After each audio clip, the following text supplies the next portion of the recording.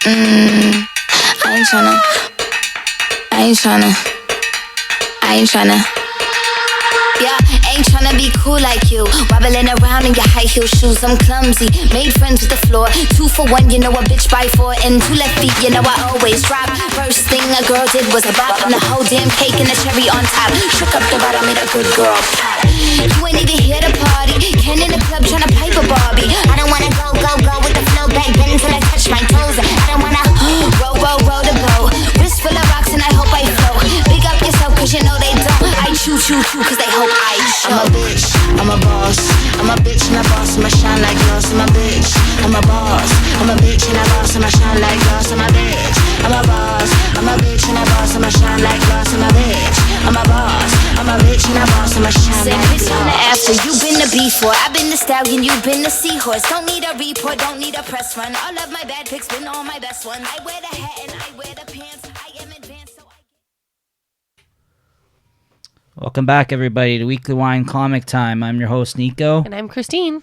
And that intro is, of course, from the new Harley Quinn and the Birds of Prey, which is, I guess it's now the new title of the movie. They changed it, actually, that Emancipation of Harley Quinn after it came out because it didn't do well, I guess, in box office because of the extremely long name, which we just saw, actually, this afternoon. So since it is comic-based, just a quick little review for you if you did want to mention it. Christine, you enjoyed it? I actually quite enjoyed it. I thought it was a really fun movie.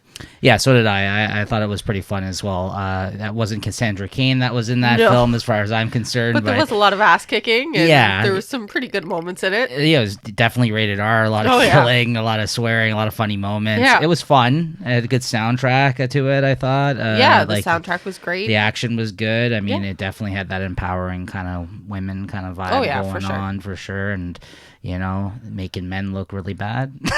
Well, there were no good men. There was no good men. So. Yeah, you couldn't make any of these men look good. No. But when McGregor was a bit over the top, that was fun. It was pretty jokes. I like that. Yeah, it was good. The storytelling in it was good. I like the way they did all that. Yeah. The filmography was actually really cool. Yeah, it was really good. I enjoyed it. It was definitely better than it had any right to be, I thought. Because leading up to it, I wasn't so sure how things were coming together. But, and I thought it did a good job. I know you hear some people, including myself, say, some of the interpretations of the rest of the Birds of Prey in it weren't spot on, but it made sense for the movie, and I'm okay with that. Yeah. So, but yeah, definitely not Cassandra Cain. No, that was bizarre. That was the one I think they got was definitely the most different. From they just slapped a name on a character. Yeah, pretty much. But yeah, it was fun. Yeah, I just figured we'd quickly mention that because we did see it today. And it also suits one of our books for today. So that's right, which we're going to get right into. We're not drinking anything today other than water and tea and maybe some lozenges for Christine over there. She's coming down with a bit of a cold, I think it sounds like. Hopefully getting over it now. Yeah, that's great. We just came back from Cuba, a little vacay this past week. And my livers need a break, so water it is. So yeah, without further ado, let's get right into it. You want to start us off today? I'll start us off because it works with the theme of our intro. So the first book I got here is Harley Quinn and the Birds of Prey, conveniently enough. This is the oversized DC Black Label book, and this is by Amanda Conner and Jimmy Palmiotti. And this has Amanda Conner interiors, which we don't see very often. Yeah, that was going to be the main thing I pointed out, was the fact that, it's been forever since we had and this is, I think, a 3 or 4 issue series that they're doing. I think it's 4, I think. But the fact that you're getting... and this is an oversized issue. It's not 20 pages. No, so it's an oversized, and it's in a premiere package here. Yeah, this is the oversized Black Label issues, which is even better. But the fact that you're getting that much interior of Amanda Conner is pretty exciting because she's a great artist that you don't get to see. Just mostly on the covers and stuff like that. That much work these days. Yeah, absolutely. Oh, man. This was... So I read this before watching the movie, actually, but it leads so well into the movie and the themes of the movie, because they actually do take a lot. I'm gonna tie in the movie in this a little bit because it's kind of necessary. I think they're definitely, they kind of go hand in hand, because a lot of the movie themes are taken from Amanda Conner and Jimmy Palmiotti's Harley Quinn run. Yes, the original run from theirs. And then you see it a lot still in this, the same type of comedy is in the book as in the movie. They do a lot of plot points. The only thing that's not as much not in the movie is Harley's attraction to women. Yeah, as is in this book. Yeah, like, which was always a theme running throughout their run, was that she's like bi at the very least, like she's into women as well. And then in this, she's more attracted to women than men. Right, but I mean, during the run, she was with men during that run as well. But you're right, she's got the relationship with Poison Ivy. You get the whole, the roller derby stuff was in the movie. The thing with the beaver. A lot of the themes are this characterization of this character. The whole Brooklyn, Coney Island kind of, the little Harley Quinn kind of thing. Yeah, it was definitely in that film, and so if anything, I think the book, even though it tied into maybe some of the themes you said as it did in the movie, was not because of the movie, but it was just a revisit. It was them just revisiting the themes they had already started in. 100%. Right? So I mean, like they were all their ideas, and now one of the best things I thought, which they also the two of them together did, was the Power Girl showing up in this. I loved that. I thought that was hilarious. Yes. Power Girl shows up and kind of talks some sense into Harley because she's, spiraling out of control, and she's creating a lot of problems that now she has to try to fix on her own. She's getting everybody else in trouble for her messes, and Big Tony gets real beat up in this and put in the hospital, which I think happened at the end of them leaving the book, I believe so. Because they left during DC Rebirth. They started the book during New 52, so they were on the book at least for like several years, I'd say. Right, they were on for a long time. It felt like at least 5-6 years, I would say. And then maybe 30-something issues ago from Rebirth, because they've been double shipping. So it sounds like a lot more than it has been. It's probably been a year or two. Yeah, I would say maybe a year and a half-ish. Yeah, since Sam Humphries and a couple other people have been writing the book. But yeah, they definitely... they veered away from a lot of the stuff that they had set up, I guess, because they were planning on doing this book and basically picking up right where they left off. Not only with the cast of characters, a lot of them that they set up themselves, like all their Harleys. Oh yeah, You've seen that old man, Cyborg man. Literally everybody that they set up is in this initial story. That Deadpool ripoff. Red Tool. Yeah, Red Tool. Like all the comedy in her outfits and everything like that they put in the movie too.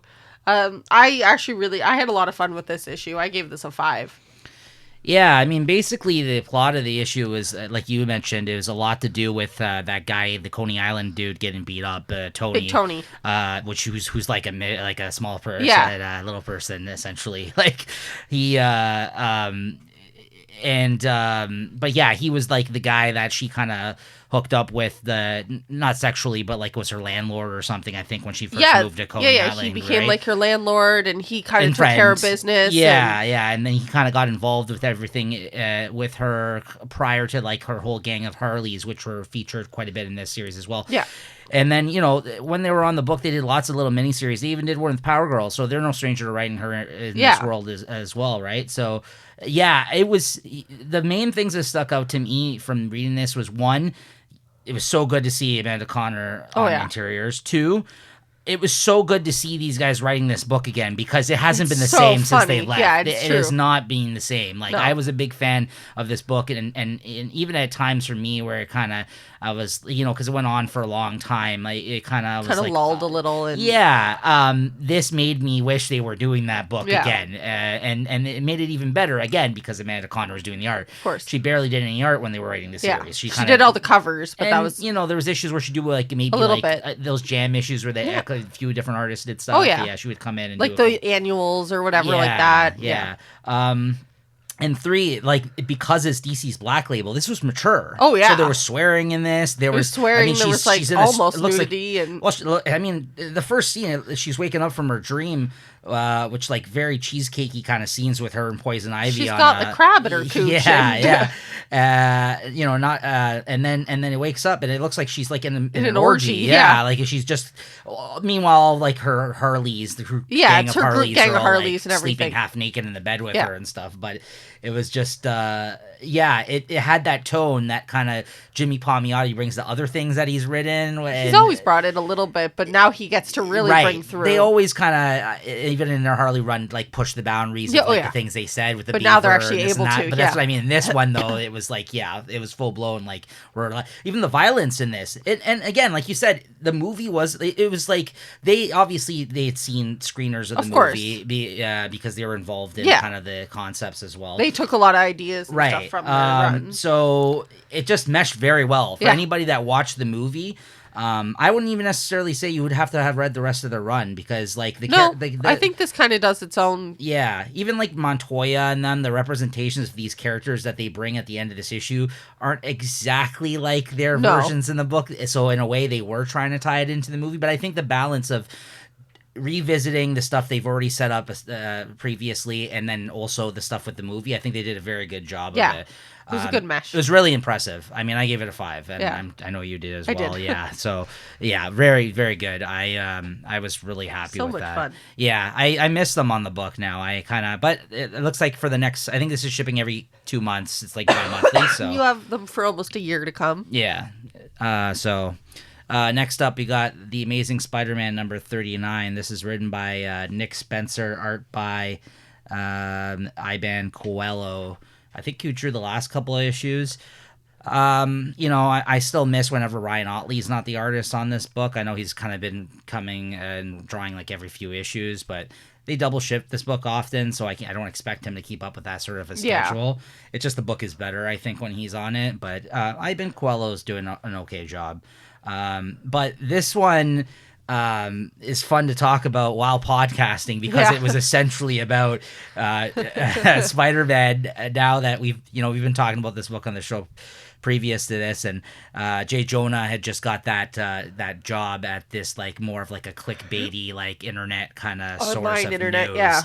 And because as through his experience of talking shit about Spider-Man in the past, they thought he would be a good fit because half the shit that you read on the internet is fake anyways, just to get those clicks, right? Yep. So like they thought that he'd be a shoo-in with his experience, but now he's made it clear now that he knows recent developments in their world that he had found out Peter Parker was Spider-Man, and knowing Peter now a fair bit through things that have happened in their lives. And obviously for working for him for years, but he made it like his new goal to make people not think of Spider-Man as a menace, which is really like the complete opposite of the entire like last 70 years, right? But in doing so, like he's actually making things worse for Spider-Man still because of his like bravado and like the fact that he's exposing things about Spider-Man's life, including the fact that S.H.I.E.L.D. is still around technically. Yeah. It's actually making it worse on him within the superhero community and his peers. So Spider-Man tries to relay that to him in this, and Nora at the paper, she kind of gives him an earful saying like he's trying. He really just wants to help you. Like his heart's in the right place. Like just give him a chance.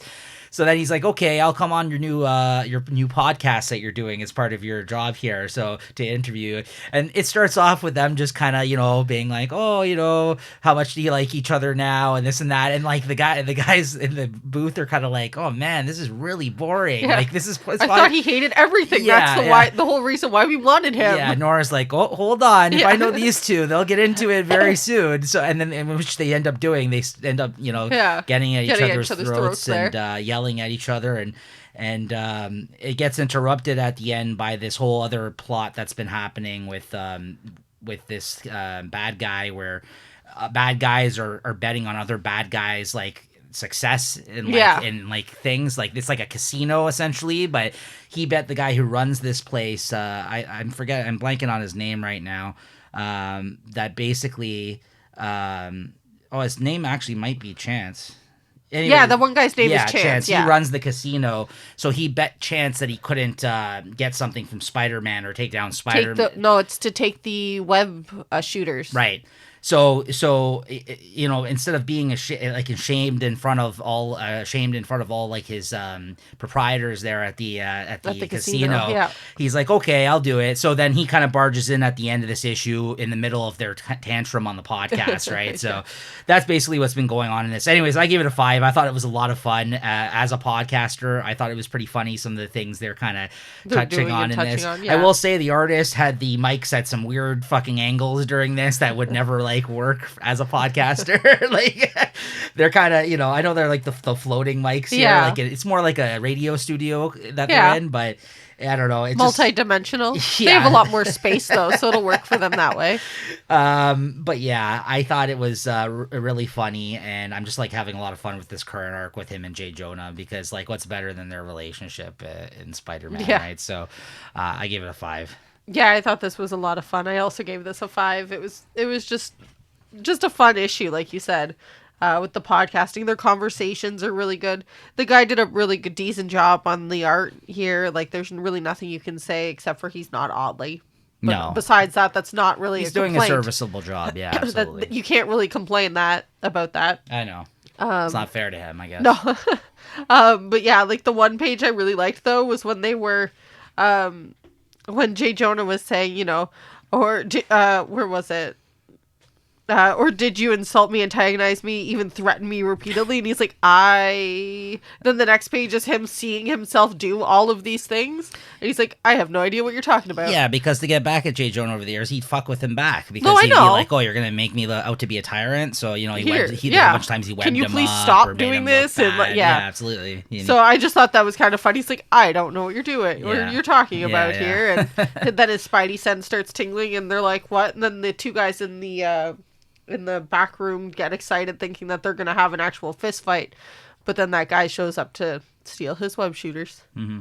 I give it a 5. There was also a backup, which wasn't really worth mentioning, I felt. Like it was really like the setup of something's going on. Overdrive, which was one of the characters from his superior foes of Spider-Man. I guess he's working with one of the other villains that's been in the book right now in the background. There's a lot of things happening in this book that they only revisit like every few issues, which in part, like honestly, classic Spider-Man territory. Like they used to do that for years. They have so many balls in the air and things would kind of link back up later. Yeah, so I'm like okay with back almost. Yeah, I like that kind of plotting and writing in comics, as long as it's written well that you don't forget about it.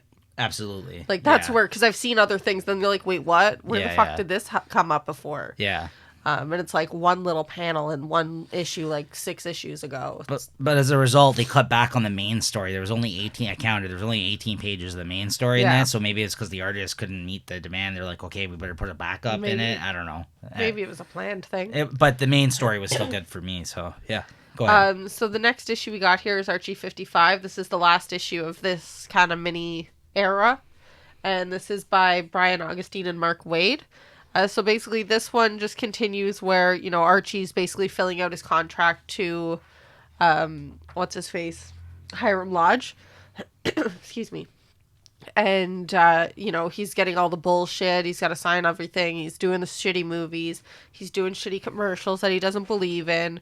And, Veronica's kind of standing in the background and isn't doing anything at this point, even though she was the one that said like, oh, let's run away together, this and that. Yeah. And then they do make a point that, Hiram goes, you have a month left of your contract. You need to, what do you want to do? Like, are you looking to renegotiate? We can do more money and all this type of shit. And then you see Archie, excuse me. There's gonna be a bit of that coughing today, guys. Yeah, Can't sorry. help it. It's a lot of talking. Yeah. Now you threw me off. So he's doing like one of these crummy commercial things and like the cheesy, cornfield type thing. Yeah. And he starts singing his own song and Hiram starts losing his shit. I thought that was kind of funny. He's like, hold on a second, like you're still on my watch. And he goes, you've lost track of the dates, sir. It was just so silly. It's like a day after the contract, so now they can just fuck off and do whatever they want.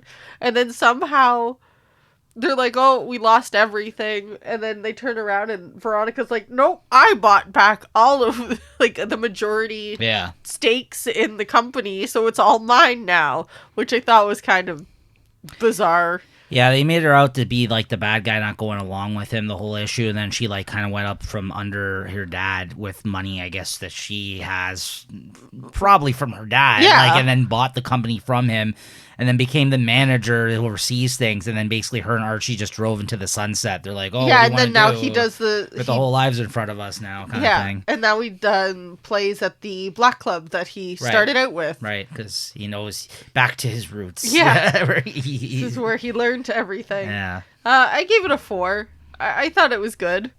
It was a decent ending. I kind of felt like, for me, at the end here, it kind of fell off of a cliff. It wasn't that bad, the ending. No. But it didn't, I thought the series was much better. Yeah. Kind of just petered out. But for me, it was the art that really started looking shitty at the end. Then I went back to the front and I noticed there was 3 different artists or inkers on this. Yeah. 3 pencilers. And they also supplied their own inks. And this last one at the end, Rick Burchett, it got weird. It looked really fuzzy and grainy, and I don't know if it was the inks or the way it scanned in. It just started looking like very faint in the line work and the inking, and it didn't look good, and it kind of added to my displeasure of the kind of hokey ending of this series. So I gave it a 3.5. I liked the idea of it, the ending, because it couldn't have went any other way, these type of stories, and it did surprise me that Veronica did go with him in the end, because it looked like it wasn't gonna happen. But like you said, the excuse they came up for how she did it was bizarre. She was in his corner after essentially being awful to him for like that whole ending period. Felt weird. Like it felt like a weird turn at the end there. It was kind of she stayed in the background for so long. Even though I liked that she went with him, but the whole explanation of why she went at the end there, like she could have told off her father and went with him. She could have she slunk off with a guitar. And then was like, "Here you go, Archie. This is yours. Now I'm your manager or something." I was like, "What?" I was like, I bought the company. It's like, but how? Yeah. So, anyways, I gave it a 3.5. Yeah. Next up, I got Thor number 3. I loved this issue. This is written by Donny Cates, or by Nick Klein, colors by Matt Wilson, who adds a lot to this as well. Yeah, this whole issue was just a throwdown between Thor and fucking Beta Ray Bill, who I love, with Galactus essentially just like watching the whole time. Yeah. Like he kind of tried to intervene at one point, and then Thor fucking shut him up real quick. Basically saying, yeah, listen, I'm your herald. I'm doing you a fucking favor here, buddy. Like, I am God. I am a king. So don't fuck around with me. Like, and even though like his grip is loosening on that hammer, because it kind of like we kind of started seeing that the last couple issues. It's getting but yeah, this whole issue was just essentially like a throwdown issue. Like it but in the same sense, it's dealing with a lot of like morality kind of like stuff too, because like he's stuck in such a hard position right now as a king, not only as a king to his people, because he's representing a lot there by taking over the mantle, but at the same time, like he has to aid somebody who is destroying planets, so he's helping a bad guy get what he wants in order to save the world, because they are going to be destroyed by some other entity. So it's like, it's one of those things where he's trying to weigh out the good and the bad, and like he understands and he's willing to take on that responsibility. But here Beta Ray Bill shows up and he starts judging him for it, which I get it, but like at the same time, it's just like he's just basically like, get the fuck out of my way, Bill. Yeah. Like he's like, you're like, I'm your king. Like, don't fuck around with me. And step aside. And he grabs his hammer when he threw it to him, and he makes that comment about him. And there's this awesome fucking moment. He's like, oh yeah, okay then, I'll take yours. And then his Stormbreaker hammer, he makes it come to him, and then he destroys it on his hammer. Mjolnir. Mjolnir. like he goes and smashes it on his own hammer, like he's holding at the time. Like he takes Stormbreaker from him, like and like destroys it. Like that for me, that was like. I was like, awesome. Yeah, it was, and like the action was so fucking like I flew through this issue, like it read so quickly to me because I was so pumped like throughout it, because I was just seeing these two friends throw down against one another because they're at odds right now, and then at the end, Lady Sif shows up and she's like, it looks like she's about to fight Thor too now because she's ready to stand in front of Bill. Oh, he took him down, like that's his people, right? So like it's kind of messed up. The whole thing's messed up, but I understand like the quandary that's why I mean like he's taken on a lot though. Yes. It's all like contradicting each other. I mean, 3 issues into this new cosmic epic direction that Donny Cates has brought, I just thought it was excellent. I give it a 5. I'll start out. I'll just want to mention right now as well too. This was a very strong week of comics for me. From at least the ones we read. We didn't read everything that came out that we picked up. The 10 up that we read. But for me, it was a pretty solid week. Yeah. I'll agree with you there because this I gave a 5 too. I thought this was really good. Like you said, as soon as Beta Ray Bill, which we already knew was in this issue, but literally it was just like an action-packed, full fucking mess of a battle. Excuse me. This entire issue, and then the whole thing with the hammers there was like breathtaking almost. Like, you know, like you watch something in a movie and it like catches your breath or like makes you shocked. Like that's what this did in a book, which I find is harder to do. Yes, yeah, like those cinematic moments. So shout out to Nick Klein who just killed it on art as well on this, which I probably didn't mention enough. But like that's, you're right. Yep. And that's just the thing. It wasn't just people fighting; they were talking while fighting. Like there was talk during the battle, and that's what like was important. Yeah, the banter and like the conversation that they had really was important for this as well. But then like that crazy scene with the hammer breaking just broke up all of that, and I was like, whoa, like okay, shit just got real now. I'm like, watch out. Yeah, really. Yeah, that was excellent. I loved that issue. So the next one we got here is The Batman's Grave, issue number 5. This is by Warren Ellis and Brian Hitch. And this is a very different one that is always action-packed and fight scenes, but just doesn't have the conversation to go along with it. It pads it out on the front and the back of the book. Yeah, I know. I'm just saying, when they're fighting, it's silent. Absolutely. Which is a very different demeanor than the Thor one was. This I actually still really like. This one basically is a whole new... I think we've discovered that it's like a 2-issue kind of detective story per...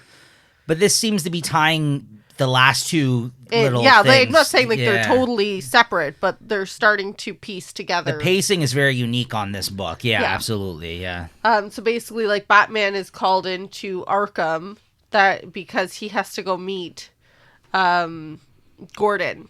And Gordon's like, well, this is the only way I can kind of get a hold of you. Like, I don't have another way to I don't have a phone number for you. Yeah. I can't get in touch with you any other way. And so he basically starts off talking to Dr. Arkham, and they're kind of going through everything. And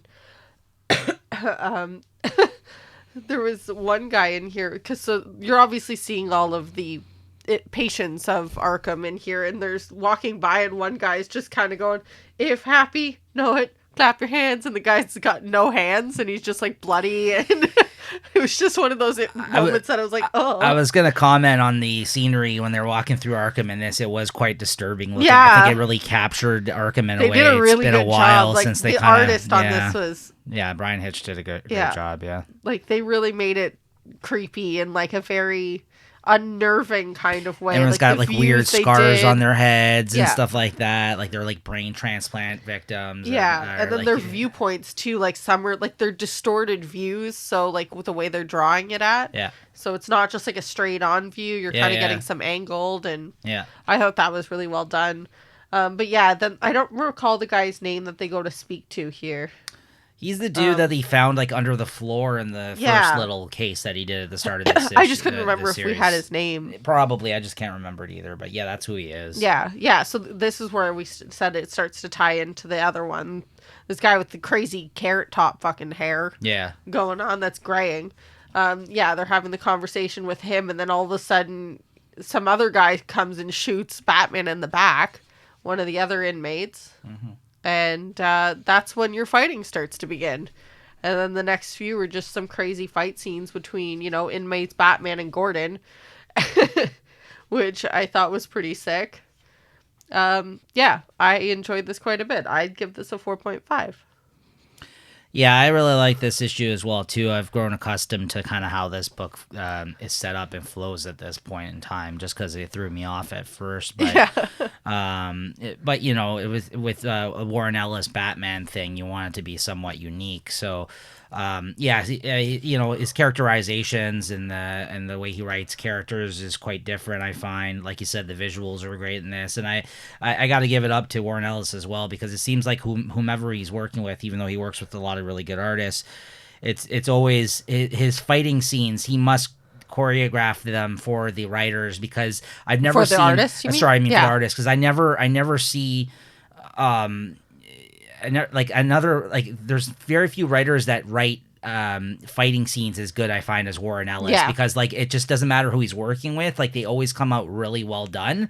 So I gotta think that Warren Ellis has to have some type of a say to it. Makes sense. Like this panel, arm up this. I don't even know how you do it. You would have to describe how the fight would be, or draw doodles of it, or something like that.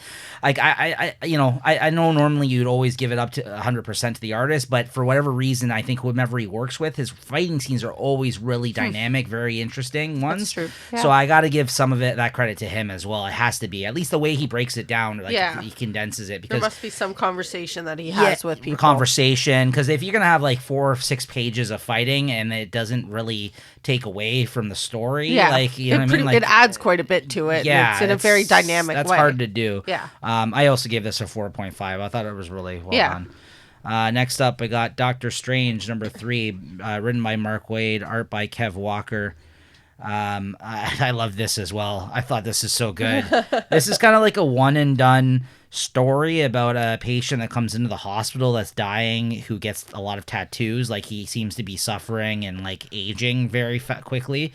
And then he looks like a 90-year-old man, and when they asked him his age, he's 19. And then Doctor Strange, he's able to see through all that and notice that there's some sort of demon basically clinging to him and sucking the life force from him. And then he follows that trail of that life force and into some other dimension, where it's like a 2D dimension where some guy he's scrying all these tattoos out, and essentially the tattoos, because tattoos have meaning to humans, he's able to siphon basically the energy.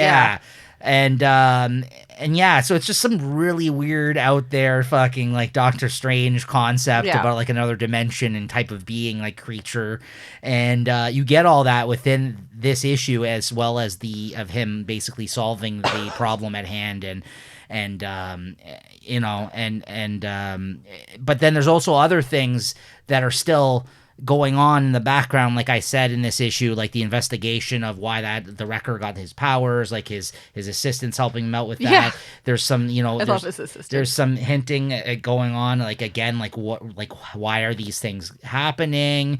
There was that whole weird world thing that happened in the issue before. We haven't really got resolution from Dr. Druid. It looks like he's on the cover of the next issue, so he's obviously involved in maybe what's going on. So again, this is one of those books where there's a lot of other things going on, but not only is he deliver you a nice one and done issue in this one, he also ties it into the grander the grand story. Yeah, exactly. So I gave it a 5. I just thought it was really great. Kev Walker killed it on art. I'm surprised you didn't mention the cover. That was your favorite cover. It was. He's riding a fucking dragon with a battle axe on the cover. It's like a painted cover of Doctor Strange.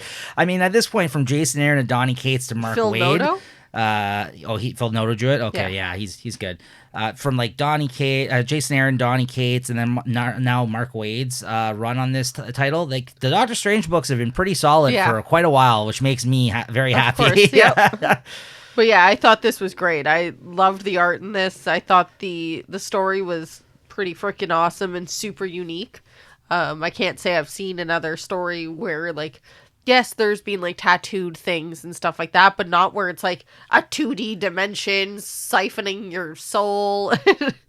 I thought that was pretty awesome. And the people that he fights in this was jokes too. In this world, he's oh, this is easy, easy enough. I can just I'm a master surgeon here. I can use this sword and just slice you in every which way. And he's well, you're just regenerating everything. I need to figure something else out now. Yeah, I gave this a 5. I thought it was really, really great. Yeah. Next issue we got here is another Ascender issue by Jeff Lemire and Dustin Nguyen. Here we're still on the Mother's storyline. In this one, we actually go to where the mother because Mother's is like a whole unit of witches, I guess. Yeah, like a coven or whatever. A coven of witches. That's probably a better word. Yeah. And this is basically the mother that we followed as a child, which gets tricky to see because they all start to look the fucking same. Yes. But yeah, we see her as a child and like she's remembering, but she's also, so she's there as herself in our present time, but she's also seeing herself as her child form. And they have like moments where they like talk to each other as well, which makes things a little confusing at the very beginning. But then you kind of go through and, you know, you see how she was told her whole life that she was worthless, that, you know, she's basically the runt of the litter and she's never going to amount to anything. But she has a sister who's the only one with red hair, and we don't know why. Everyone else has like white hair and is like crusty looking when they get older.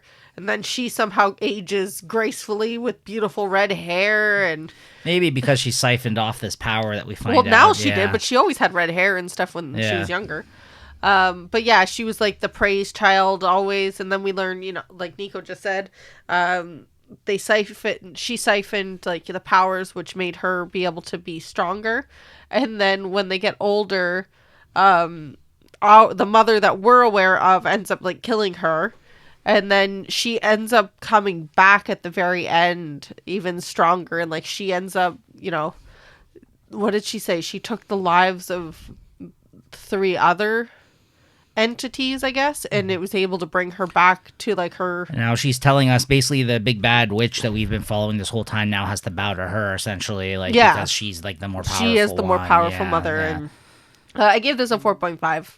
I thought it was very good. I gave it a 4. As we mentioned with the previous issue, this witch storylines aren't like as good, I felt, as they're not my favorite. Yeah, of everything that's been going on in this book, and you know, obviously there's that connection with some of the other characters because we knew them from Descender. Yeah. This is another interesting layer and group of characters to this world in Ascender, sure. But it's not as I'm not as enjoying it as much as all the other things that were happening in this book. I just think it'll add something more to the fact that like these mothers and stuff like that. It's not bad. I give it a 4. I mean, I think Dustin Nguyen, although he always does a great job in this particular issue, had a lot of very nice looking pages for sure. That really stuck out to me. But I think it's just not my favorite compared to all the other themes. Oh, for sure.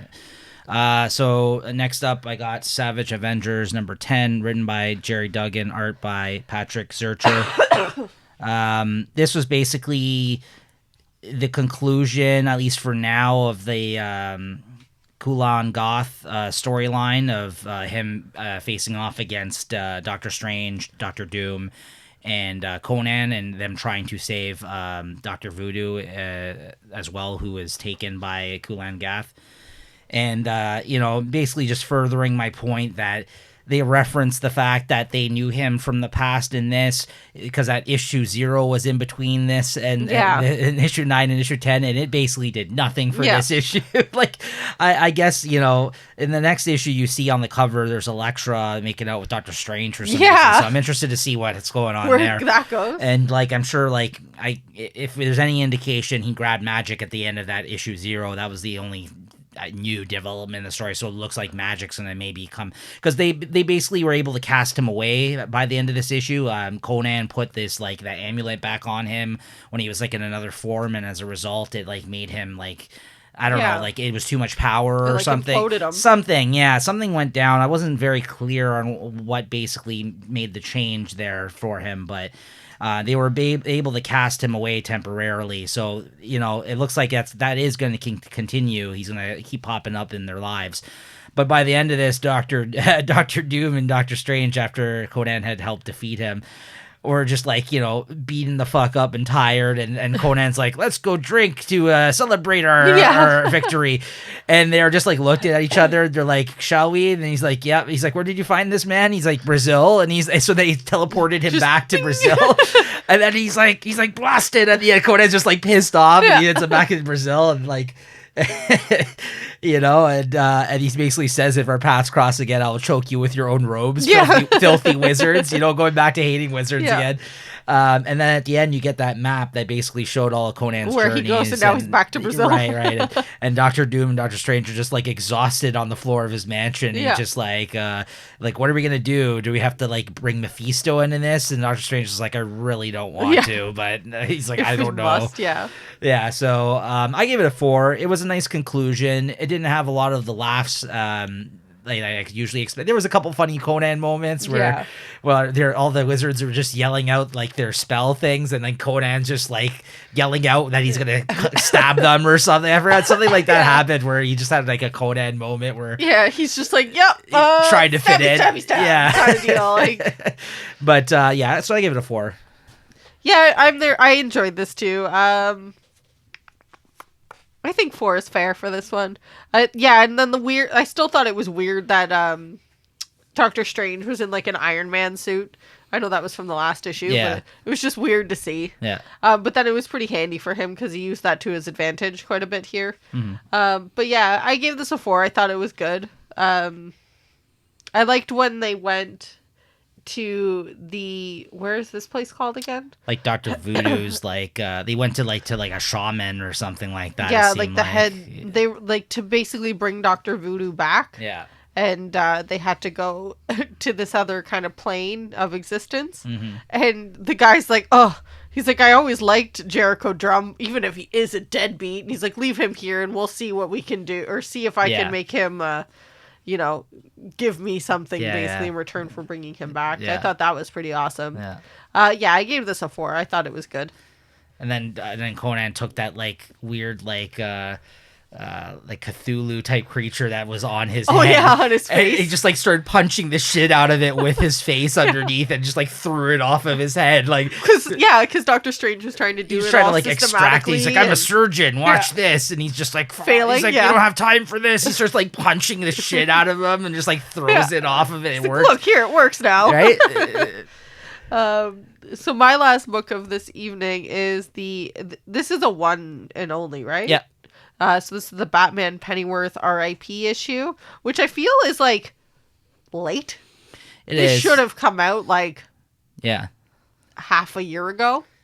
Well, yeah. I mean, obviously they needed to give it time to conclude Tom King's run, and then maybe they could have brought it out. But already, even James Tynion has already had a couple of issues of his run. This should have came out at the start of it. But since there were so many artists involved, maybe that's why it was taking a while. I don't know.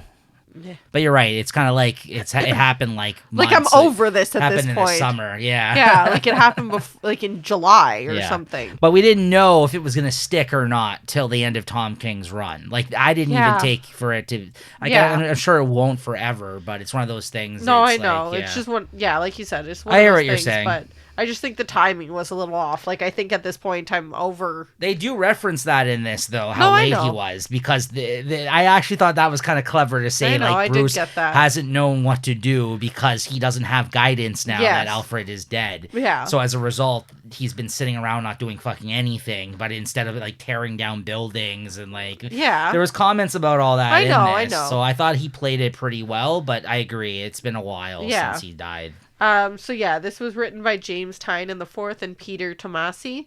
And the artists in this are Eddie Barrows, Eber Ferreira, Chris Burnham, Marcio Takara, Diogenes Neves, David LaFuente, and Sumit Kumar. So there was a lot of artists, and basically all this was an issue of all of the Bat family basically saying their goodbyes to Alfred. And you should, like, Bruce Wayne comes in and, he has a whole statue in a hospital named after Alfred there. And so now they're kind of at a bar and they're saying, they're basically not saying, like, a eulogy to him, but basically they're sharing stories of their memories. Yeah, they're sharing stories, but telling Batman that basically, like, you know, you gotta fucking do something and get your ass together and, you know, smarten the fuck up at this point. And so it's kind of like a slap in the face. It always is whenever the Bat family gets together. They after each one of them told their story in this, they basically told off Bruce and like walked out of the bar. Like, yeah, like they all just left. Like they, and then you they have walk in a bar, they didn't have a drink, and then they just leave. And then Rick. Okay, I was gonna get to that. That is the thing that annoyed me the most about this issue was the fact that. Which I think maybe because it said the events of this happened before some issue. Maybe now he's going back to being Dick Grayson. Maybe I think his amnesia is gone now. I think he remembers that he was Dick Grayson. But that's the stupid thing that happened in Nightwing was that he changed his name to Rick. He got amnesia, and then basically so the whole time he's sitting there, he's like, "Oh, I didn't really know this Butler fellow, but yeah." But but then at one point he's like, "But I do have this story that I was told." No. He tells Bruce to tell what story would Dick say, and it was actually from his perspective. Yes, that's telling what happened. About story. Yes. But that's what I mean. Like, they had to do. Dick told me like, that is such a bullshit thing that's going on. This is the reason why it's bad. You can't even have Nightwing. They're reminiscing this other character's fucking death because of their stupid fucking amnesia story happening in the book right now. But Rick Grayson's there, and like the only thing I'll say about that was like he was one of those guys that was outside of the situation, so he actually was the only one that gave him some solid advice at the end of this. So it made sense because you always get that like somebody outside looking in that really is able to actually give you and like Bruce seemed like he took some solace from what he said at the end there as he kind of sat alone in the bar by himself at the end because he was the last one to leave. But like I'm just like, really, like, why are you fucking there, man? He's like, well, I'm here because he meant something to this Dick Grayson who I technically am. I'm supposed to be but I'm gonna call myself Rick. I just got very annoyed reading that because even when he showed up there, Jason Todd, who's like essentially the black sheep of the family, was like, what the fuck are you doing here? Like, I was like, yeah, really, what is this guy doing? Yeah. I was just like, fuck you. And I gotta say, I'm not sure which artist drew Rick Grayson here, but he looks fucking insane. Yeah. Like, this page with his fucking, like, just smile, he's like, sounds like this Dick Grayson guy is pretty smart to have said all of that. And he's just like, it's just a close-up of his face, and he's just got this stupid smile on. He's like, I know. You're mourning somebody right now, and you're sitting there like, I'm pretty smart in my amnesia way. I know. I'm so clever, even though I don't remember any of you. Yeah, I don't know. I didn't love this. I thought it had some good moments. I actually was going to say it's probably some of the strongest work he's done with Batman so far, James Tynion. Outside of Detective, like, since his run started on Batman, it hasn't really been clicking that much for us. I thought there was some solid storytelling in this. It just was a little bit of a mess because it was up and down in terms of, like... because, like, everybody's story was a little different. Right. And, like, depending on who was actually saying the story. Like, I don't know. I just didn't love it as much. I gave this a 3.5. That's what I gave it. So, like, mostly because of the Rick Grayson. I still liked it. It was just, I didn't love it. Yeah. And then the ending of him, like, but nobody even let Bruce talk. Everybody just bailed on him. That sort of thing happens with the Bat family. Like, I don't feel it's out of character for all of them to get together and hate on him or hate one another or, like, not trusting Bruce. But you're right. For what Alfred meant to Batman... Yeah. And to Bruce Wayne. Yeah. You think somebody would at least sit there and let him say a word? They started out that way, but then they all kind of got reminded that a lot of the times that they went to Alfred for guidance was because Bruce was being fucking a lunatic. Yeah. So, like, that's what they're saying. The way he's acting even now, he doesn't come to them for help. No. Like, you know what I mean? Like, so, like, he doesn't come to them to talk, like, his problems out with anybody. That was Alfred. So, like, that's what I mean. Like, yeah, maybe. I don't know. The Rick Grayson thing really pissed me off. But that's not his fault. I think... no, I got to give it 3.5. I was going to almost give it a 4 because I liked parts of it. Like, I'm trying to defend it against you in some regard. But, like, because I did like some moments, but it was just very inconsistent. So I can't give it a 4. Yeah, I give it a 3.5. So I thought some of the stories that they told were good, and then just others were frustrating. So I don't know. That fucking Rick Grayson part really pissed me off, though. I just like really well, it's funny because I didn't even know anything about this Rick Grayson. You literally told me about this on our vacation, and I was like, "What?" Yeah. And then I fucking read it in here. I'm like, "Oh, that's his name, Rick Grayson with a C. Rick, not with a K. Yeah. Because God forbid we can't say Dick anymore. Yeah, it's an old ass name. Yeah. Even though they say Dick in this. I know, it's fucking stupid. You should call him Richard then. Yeah. Like, I'm Rick. Yeah, with a C. Yeah. Oh. No K. Oh. All right, last off, we got X-Force #7, written by Benjamin Percy, art by Oscar Zaldua, who I think might be the first issue he's drawn. I don't know. I think I know him from mostly alternate, like Miles Morales, Spider-Man, I think was the last thing I've seen him work on.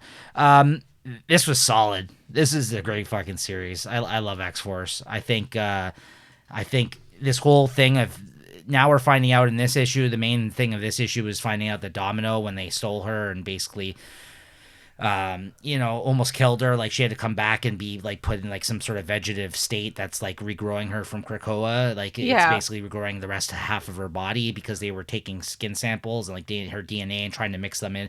Again, this is going back to the first arc that occurred in this, when these humans stole her DNA and put them in themselves so they can be undetectable on Krakoa. So we're still dealing with a lot of the fallout from that initial thing that occurred at the start of this series. But now we found out, though, that Domino, they took out her basically her mutant ability of her having luck. Yeah. And now there's a whole other version of herself, which is the lucky one out there assassinating people. Yeah, and it's like the opposite color combination. Yeah. Like it's a negative of her, basically. So that's really interesting and fascinating to me, actually. Yeah. I thought that was a really cool concept and kind of fun, and fans of this longtime character who, feel that she doesn't get enough shine. I think that she's getting a lot of attention in this X-Force series, and they're doing a good job of it. So, I gave it a 5. I thought it was great. I'm really interested to see what happens next, and I even liked all the little parts that they explained, like Beast, his logbooks. I liked the Beast logbook with Forge. Yeah, that was my favorite one. He's like, this Forge, he's got this type of football player bravado, and he tried to like give me a high five and all this kind of shit. I don't know this kind of shit he says about him coming in. He's like, but he knows how to build stuff, so I went and told him to build this thing for me. Yeah, you can see the quotes and like the stuff that Beast is saying. Basically, Forge is saying. He's like, and then he went into what he called a bro hug. Yeah. Yeah, Beast is just like an intellectual, so he's just like, who is this idiot, Forge? Like, so like everything that is like dumbed down is in quotations because that's what he's like quoting Forge. Yeah. So he's like, this wasn't me. But I give it a 5. I really liked it. Yeah, I gave this a 5 too. I actually really enjoyed this as well. I don't want to say I was confused by the second, like the basically clone of Domino, but it like took me a second to realize that that's what it was. Like it was a negative of her, and that's why she was getting luck. And like I was like, wait a second, but Domino's like white with the black, like she's like a raccoon with the black around her eyes, and this one's like black with the white around her eyes, and I was like, oh, I get it. Wow, that took me a second. But yeah, I gave that a 5. I thought it was really fun. All right, so that does it for our books this week, guys. So I'll get into our favorites of the week. I think I know what Christine's is. Do you? I'm going to take a shot in the dark here and say that it's Harley Quinn. There's a lot of really solid picks here. I'm only saying that from the perspective that I almost picked Harley Quinn, but I can't not pick Thor, because I think for me, that issue, I just flew through it. I enjoyed it immensely, as you can tell from me even breaking it down. Harley Quinn had a lot going for it because I was just so excited to be back with that team again and seeing the Amanda Connor art, which we don't see that often. But I think I'd be lying to myself if I didn't give it to Thor #3 on for me by Donny Cates and Nick Klein. Harley close second though for me. My close second was Doctor Strange. Yeah, another solid pick. Yeah, but yeah, you're right. Unpredictable. No, well, that's why I wanted to preface it by saying that I think that was very close for me, and like I could go with that, but I felt you were gonna pick it, so I felt it was in good hands for me enough to say I'm picking Thor. Somewhere else, yeah. And make you the predictable Harley fan that you are. One. Yeah, well, if you see my collection, well, I think I'm kind of biased. Yeah, there you go. But yeah, exactly. We just came from seeing the movie today. It's a good time to be a Harley fan. As we look over, I've got a whole lot of Harleys beside me. Well deserving though. With this book out on the stands, good. It was with so this much book fun. Out on the stands and the movie in the theaters right now, I think it's a good time to be a Harley fan. Actually, embrace it. It's an expensive time to be a Harley fan. Yeah, that's true. It has been for years. Yeah. I'm just saying, it's quality has been up and down in the past. Yes, and, it is. But it's been good. It's like when all the Deadpool fans rejoiced after the movie came out. Yeah. They're like, see? And then where did they go? Well, yeah. The second one was okay. No, I'm not saying the movies were bad. I just mean, you don't see them out and about everywhere too much. Oh, they're out there. I know they are. It's just played out now. Yeah. Like Harley. Anyways. Hey. All right, so that'll do it for us this week, guys. We'll see you guys next week. Sorry for the lateness of the day that this gets posted when you do. And sorry for the coughing. Listening to it, but if you've made it this far. Yeah, exactly. You'll put up with us for a bit longer. All right, guys. See you next time. Bye.